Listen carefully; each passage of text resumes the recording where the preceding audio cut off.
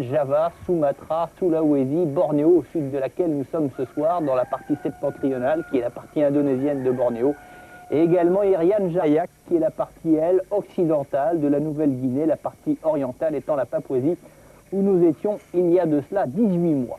Ce soir, dans le cratère du Kawah Ijen, à l'est de Java, qui possède en son sein un magnifique lac aux couleurs turquoises qui dissimule merveilleusement ce qui est le plus grand lac d'acide du monde. Ce volcan vomit des tonnes de soufre récupérées d'une manière particulièrement pénible et dangereuse par les mineurs de soufre indonésiens.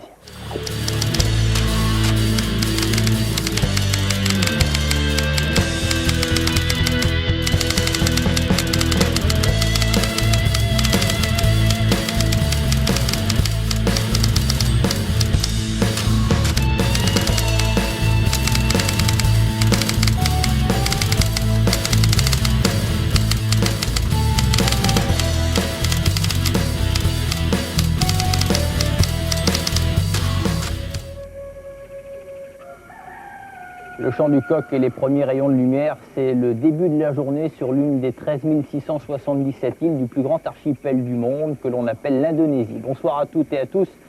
Plusieurs équipes du magazine Ushuaïa, aidées de l'expérience et la connaissance des hommes de terre d'aventure, ont jalonné l'archipel indonésien pour tenter de vous en faire profiter pendant 2 émissions que nous allons consacrer donc à cet immense territoire, l'un des plus vastes pays au monde, en tout cas le 5e pour la densité de sa population, 200 millions d'habitants, et lorsque l'on sait que 70% de cette population est concentrée sur l'île de Java, vous imaginez la densité, parfois plus de 2000 habitants au kilomètre carré. 13 677 îles qui s'égrènent comme un collier d'émeraude au nord et au sud de l'équateur sur plus de 5000 km de l'est à l'ouest et de 2000 km de nord au sud, au carrefour du Pacifique et de l'océan Indien, à mi-distance entre l'Asie et l'Australie.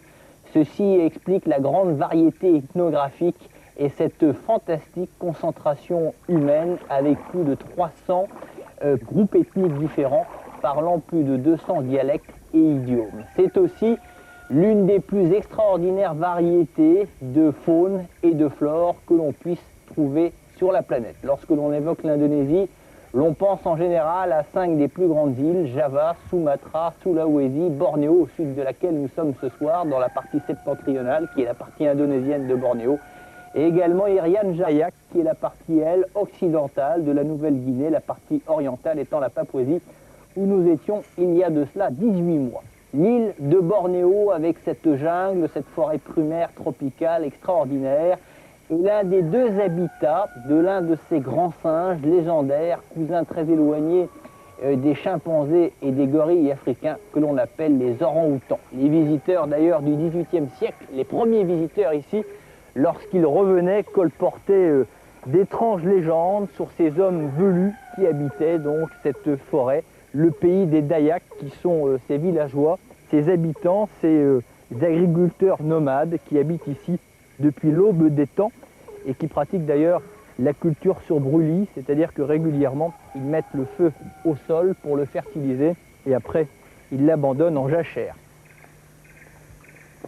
C'est ici que démarre notre progression, quasi petite expédition pour rejoindre le territoire des orang-outans en empruntant les moyens de transport traditionnels, seule voie d'accès à la maison des orang-outans. Voilà.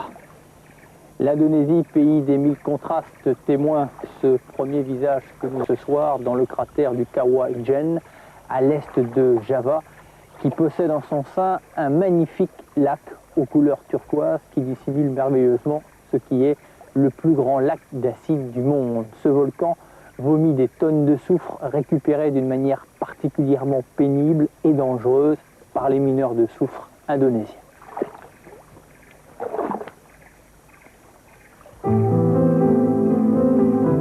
Sur ces 140 000 km², on dénombre pas moins de 112 volcans, dont beaucoup sont encore très actifs.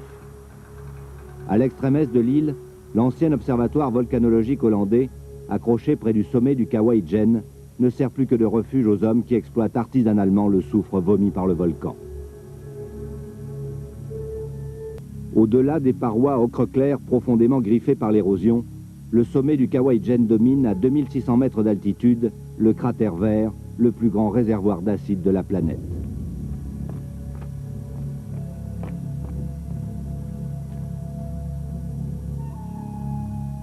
Chaque jour, les mineurs de soufre descendent jusqu'au bord du lac pour extraire le minerai jaune qui coule du flanc interne de la montagne.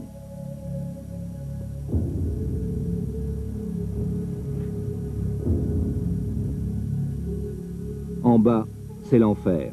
Dans l'atmosphère irritante et corrosive des gaz volcaniques brûlants, avec pour seule protection un morceau de tissu plaqué sur la bouche et le nez, les hommes construisent des tunnels de pierre et de tôle pour canaliser les fumerolles riches en gaz sulfureux. Le soufre qui coule à plus de 120 degrés se fige dans les canalisations improvisées que les mineurs cassent à grands coups de barre de fer.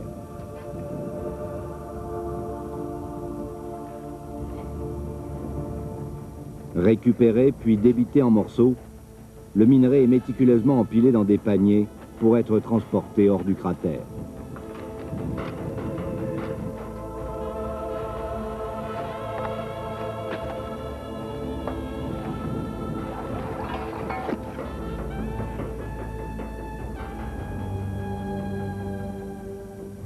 Chaque porteur, les jambes tendues et tremblantes, s'arc-boute sous une charge de 40 à 70 kg et attaque la lente remontée vers le bord supérieur du volcan.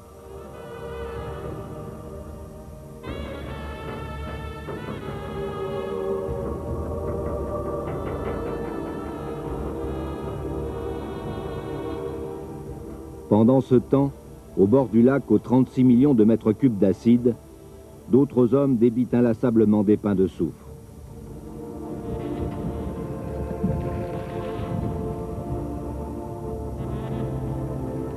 Le porteur est seul juge de la charge qu'il est capable d'amener à bon port.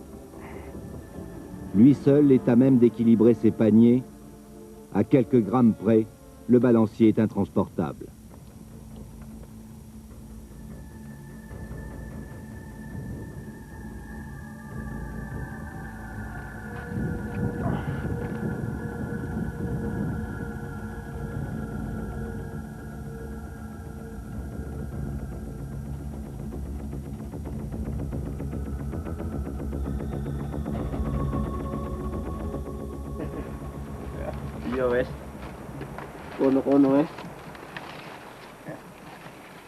La mine de soufre du Kawaï-Jen est exploitée depuis une quinzaine d'années.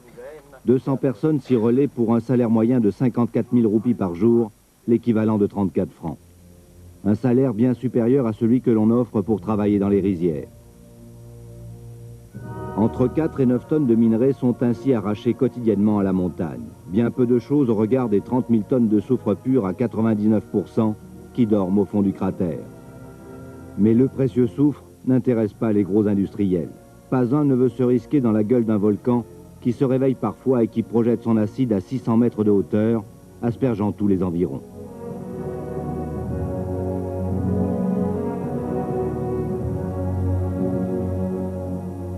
Après avoir gravi les flancs internes du cratère, les mineurs du Kawaï-Jen, le grincement de leur panier rythmant une démarche déhanchée et rapide, empruntent le sentier qui mène au refuge.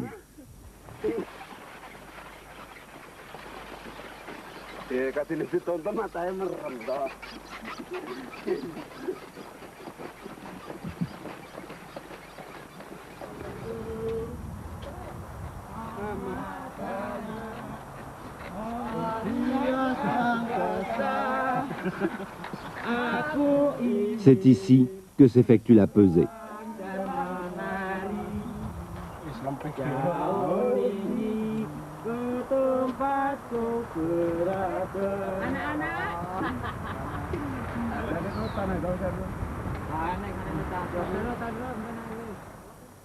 Cette ancienne station scientifique d'observation, aujourd'hui délabrée, est l'occasion d'une courte halte pour ces hommes qui savent ne pouvoir faire ce métier au-delà de 10 ans.